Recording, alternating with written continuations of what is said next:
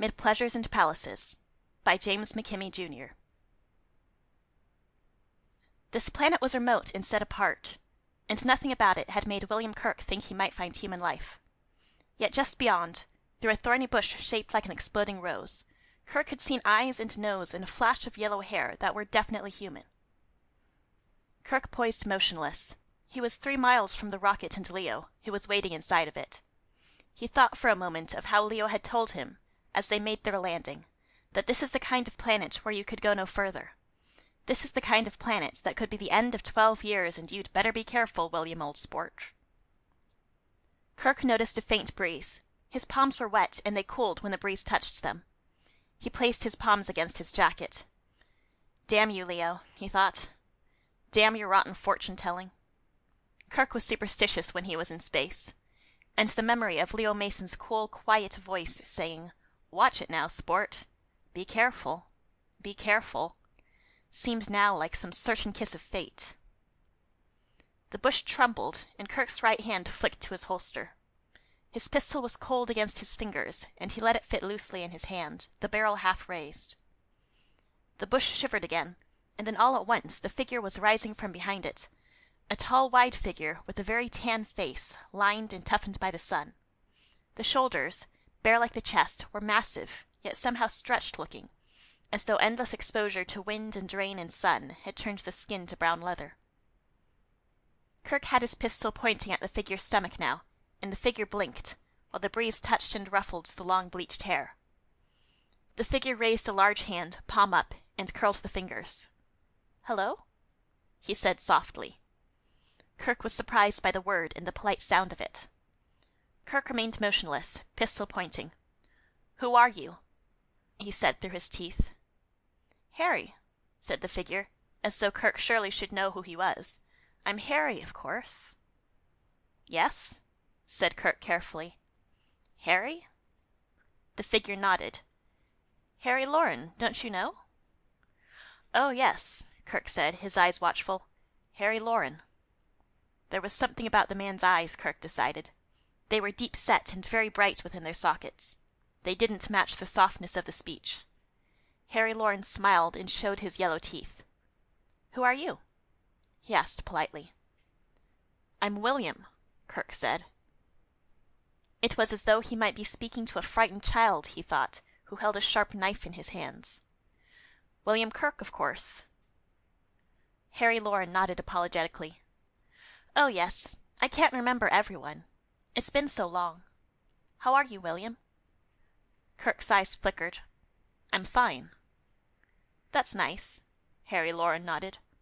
His wild hair brushed over his shoulders and reflected its yellowness against the sun. The knife, then, the one that Kirk had thought about a moment ago, appeared in the figure's hand. "Bastard!" Harry Loren hissed, and he was sleeping at Kirk, the knife making a sweep toward Kirk's stomach. Something kept Kirk from squeezing the trigger, and instead he swung his pistol so that it struck the brown, weathered knuckles. The knife flew into a thicket, and Loren, screaming, was upon Kirk, reaching for Kirk's neck. Kirk wrenched backward and at the same time swung the barrel of the pistol toward the yellow flying hair. There was a cracking sound, and Harry Loren, brown and wild-looking, crumpled silently before Kirk's feet. Kirk examined the man, and then he reached down and picked up the knife from the thicket. It was crudely hammered out from some kind of alloy, but sharp nevertheless, and it could have been deadly in a hand like Harry Loren's. Kirk looked again at the yellow-haired man on the ground. He was wearing some kind of ragged cloth about his waist and nothing else. Across his back, Kirk could see, was a curving scar, an inch wide and 10 or 12 inches long. It was white and very noticeable against the brown of the man's skin. Kirk bent down, looking at the scar carefully. It could have been made during a crash of a rocket, but there were, he noticed, fine, wider ridges running along the length of the scar, as though they had been made by fine, comb-like teeth. A talon, perhaps. Some kind of strange claw. Kirk straightened quickly. It went through his head that Harry Loren might not be the only animal life on this planet. He tightened his hand on his pistol, stepping backward, his eyes darting. But he could only pivot slowly, trying to see, to discover, and he was much too slow when he finally saw it. It was only a flash of yellow and brown, making a hissing kind of sound. He felt the ripping along his right arm. The pistol was going out of his hand, and a swirling blackness got in front of his eyes. When he awoke, he saw Harry Lauren first, who was sitting up now, silent, motionless, with Kirk's pistol resting in his hands. To the side of Lauren, and just a little behind, rested a peculiar-looking thing. It was alive, because its head, shaped like a cone that had been attached to its neck, kept swaying gently back and forth. The dark blue eyes, spaced back from the smallest end of the cone, were rather small, with no lids. The creature's neck was long and thin, a multitude of shades of yellow and brown like the head, and the rest of the body widened out like a funnel, and this area was covered with yellow feathers. It had what appeared to be arms and legs, long thin extensions of dark brown with large bony joints. At the end of each of these, Kirk could see a flat claw with rows of tiny comb-like teeth. Lauren reached out and ran a hand softly along the creature's long neck. Kirk tried to think, testing his muscles without moving, and he remembered then the ripping along his right arm. He looked at the arm, and at the way his jacket had been torn away, along with the skin beneath it. He could see the comb-like marking of his skin. The cut was not deep, but it bled a little and stung. He tried to move his arm and found that he could. Kirk looked back to Lauren. Lauren stroked his hand along the thin neck of the creature. Kirk decided to try. "That's a nice-looking animal, Harry." Lauren's expression did not change. Kirk paused. From the looks of the man, Lauren had been here a long time, a very long time. It had been a crash, probably, and all the years afterward of loneliness, all the time for the quiet but sure warping of the brain. He raised a hand quickly, watching Lauren's eyes. Lauren did not change expressions or move the pistol, but Kirk felt a comb-like claw touching his hand, freezing it to motionless with its razor tips. Kirk looked at the creature. The dark blue eyes were steady. Kirk lowered his hand slowly, and the claw was drawn away. The creature's head resumed its gentle swaying, and Lauren's hand resumed its stroking. Kirk licked his lips. "Where have you been?" Lauren said, his voice sudden and hoarse now. "Where have I been?" Kirk said, tight and motionless. "Why didn't you come before?"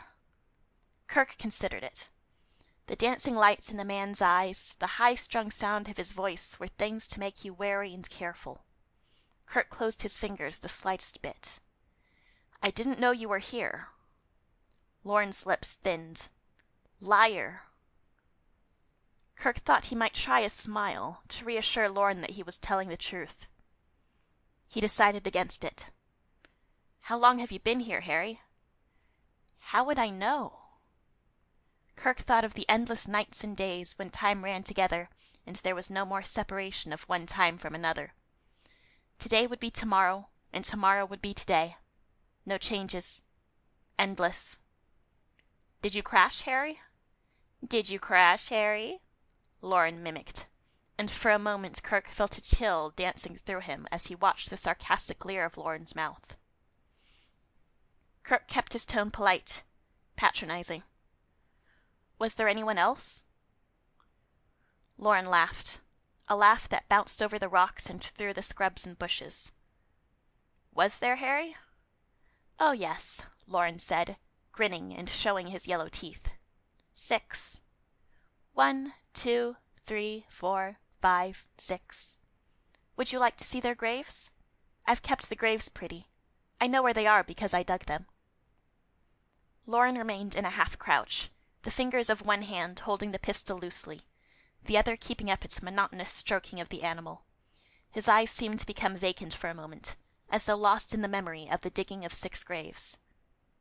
Then they narrowed. "Where have you been?" Kirk tried to match his answer to the wants of the man. "I came as soon as I could." "You did?" "Yes," Kirk said. "I did." Lauren's right hand stopped its stroking, and his fingers tightened about the thin long neck of the animal. "Eddie?" he said. Kirk saw the animal's left claw whipping out. He ducked suddenly, but the claw ripped along his left arm. He tried to roll sideways, and then he lay, half sprawled, looking at the blood welling up from this new set of ripped ridges in his arm. He shifted his eyes to look at the animal, and he was quite certain that he could detect a small mouth fitting around the underside of the funnel-shaped head.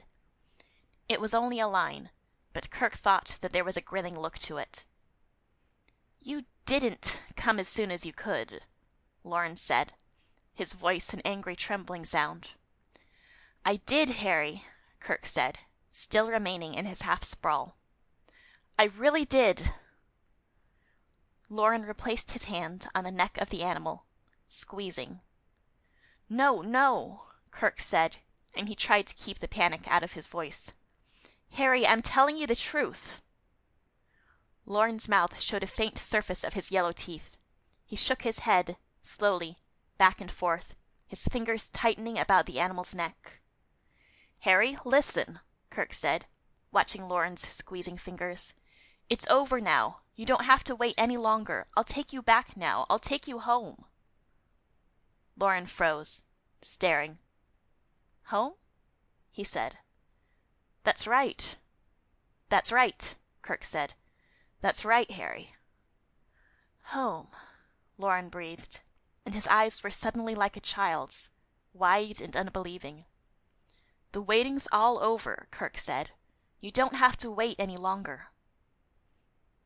"I don't have to wait any longer," Lauren repeated softly, and his hand dropped from the neck of the animal. Kirk watched Lauren and the swaying animal. "The rocket's ready," he said. Lauren's eyes were lost in some distant memory. Gradually Kirk could see the eyes turn shiny with tears. "Is Annette waiting?" he asked. Kirk thought quickly. He knew that what he was going to say shouldn't be said, because he had no right.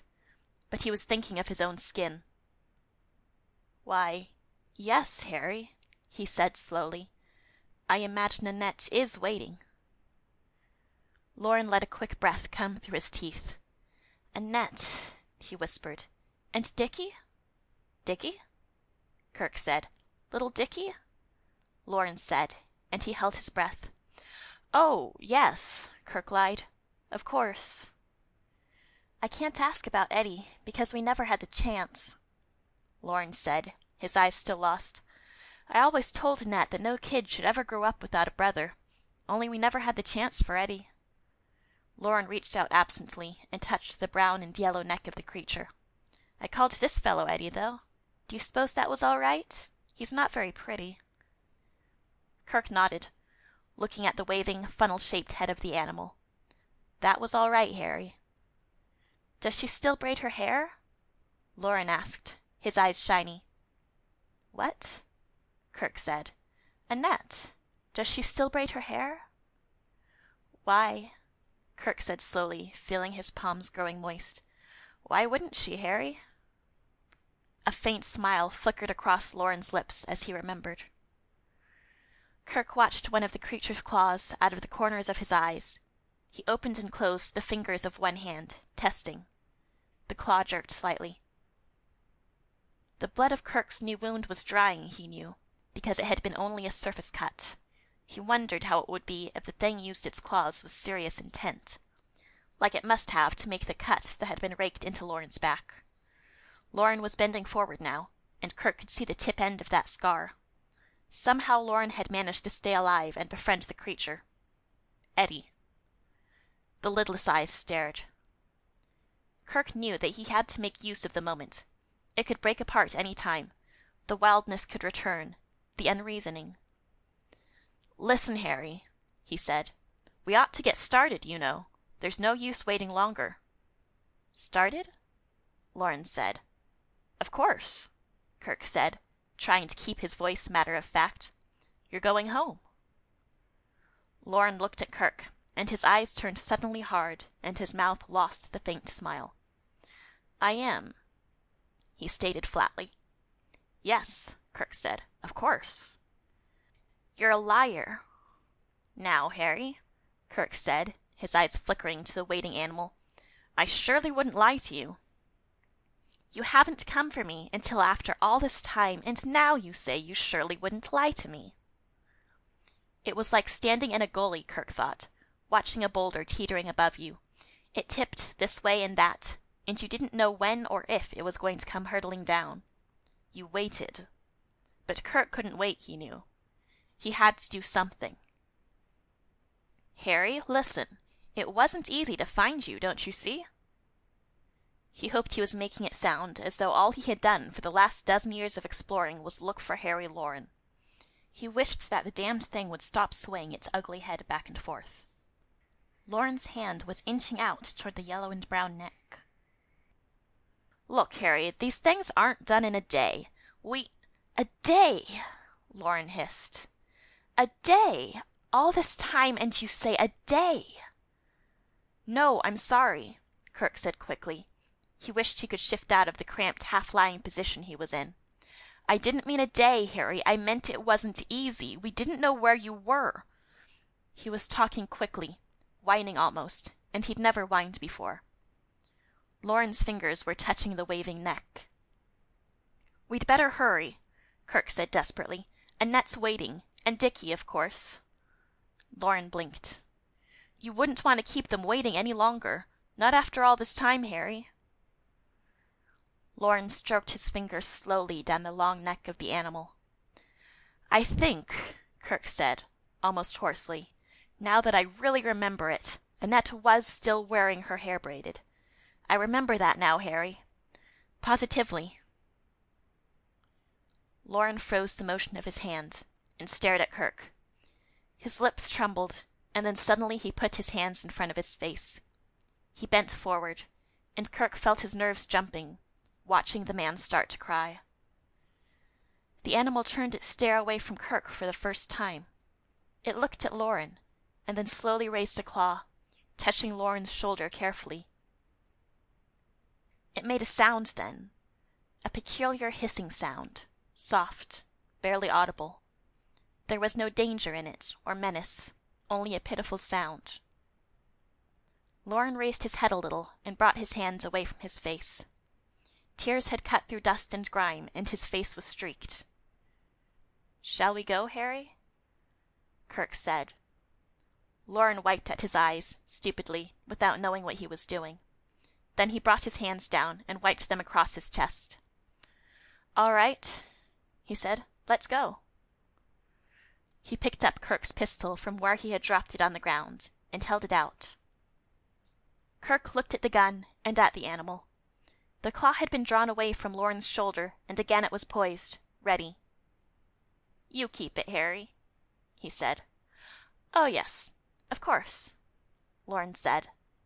There was a moment of silence as Lauren stuck the pistol absently into the waist of his ragged cloth covering beside the knife. The three of them waited then, Kirk, Lauren, and the animal. Eddie, Lauren said finally, are you ready? Kirk felt himself smiling in the direction of the animal. He remembered when he was a small boy, going by a house where there had been a mongrel with a flat head and large teeth. He had smiled at that animal as he was doing now. The dog had sensed his fear in spite of the smile. Lauren was standing up slowly, and the animal's head swayed in slow circling motions. All right, Lauren said. Kirk glanced at the man, saw the wild, nearly vacant look of the face, the polite tilt of the head. Kirk's palms were wet. God damn it, he thought, and he stood up suddenly. The animal extended a claw slowly, turning it so that it seemed to wind and circle as it came toward Kirk. Eddie, Lauren said. The claw came away. Kirk caught his breath. Shall we go? Lauren said, his eyes shining. Yes, Kirk said. We'll go, Harry. He turned slowly, so that his back was to Lauren and the animal. He thought about the comb-like claws and the scar on Lauren's back. He thought about Lauren's knife and about the pistol. He wanted to look back as he walked. He wanted to talk, to hear Lauren's answer and so know just where he was. More than anything, he wanted to break into a run and get into that rocket and get out of here. He could see the gleam of the rocket finally, but he didn't look back yet. He kept moving. As he got closer, he could see Leo, standing near the base of the ship, tall, leaning carelessly against the silver surface, smoking. He wanted to shout to Leo, to tell him for God's sake to wake up and protect him.